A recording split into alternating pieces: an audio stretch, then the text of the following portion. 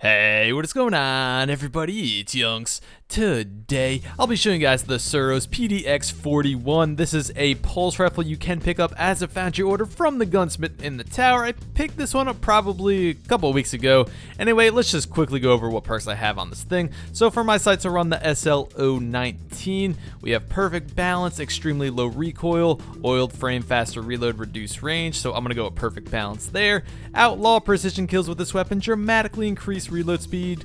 Not a bad perk. Moving on to single point sling, switch weapons faster, move quicker while aiming, and small bore, increase range and stability, slower reload and reduce mag. So the mag size will go from 30 to 27 with small bore on, but I'll gladly take that for that increased range and stability. The stability on this thing is almost maxed out, which is very, very nice. Anyway, before we get into it, I do want to mention this is an in-between pulse rifle, not the highest rate of fire, not the lowest, not the highest impact, not the lowest. This is very similar to a Red Death. Anyway, let's take a look at the aesthetics.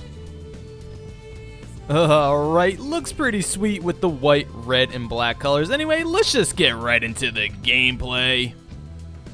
So, Suros PDX-41 versus the Ultra Knight for the DPS test. It took me 54 shots to put him down, having to reload once. That reload clocking in at about 2.5 seconds long, each headshot dealing 591 damage, and there's 3 shots in each burst, so each burst in total dealing 1,773 damage, and it took me 11 seconds to kill him. Alright, we're moving right along into PvP, and PDX-41 will deal 29 damage to the head, and 19 damage to the body. Of course, this does depend on what range you're at. If you're too far away, you will not get these numbers, but I didn't have too much of a problem with damage drop off on this thing.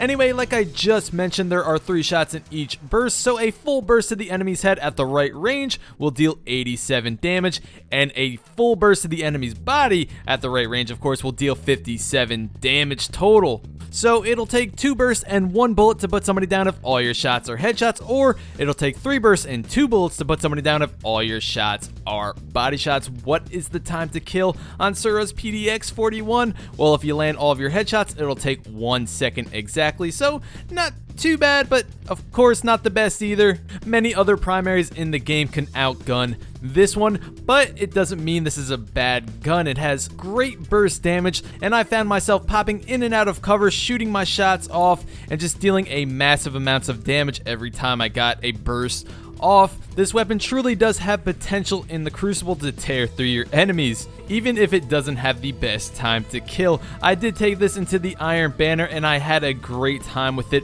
and that is why the numbers are different in the footage from what I mentioned earlier. Kills came very easily for me. Medium range is certainly the sweet spot on this weapon. Even long range encounters, PDX-41 can hold its own. Of course, competing with a scout rifle may not be the best idea with this weapon, but in some situations this can handle itself at long range. When it comes to close range, it really won't be that effective because of its lower rate of fire, and it may be quite difficult to handle, so I would always recommend something like a shotgun, fusion rifle, sidearm, while using a pulse rifle like this. Anyway, leave in the comments and let me know, guys, you have a Suros PDX-41, and if you do, what perks are on yours and what do you think of it? Overall, I did have fun with PDX-41. I had great stability on mine, and just to note, this weapon does want to kick a little up and to the left, so you may want to aim a little down and to the right of your enemy's head. It may just help out a little bit because you will bounce in the middle of your burst. So if you aim directly at your enemy's head,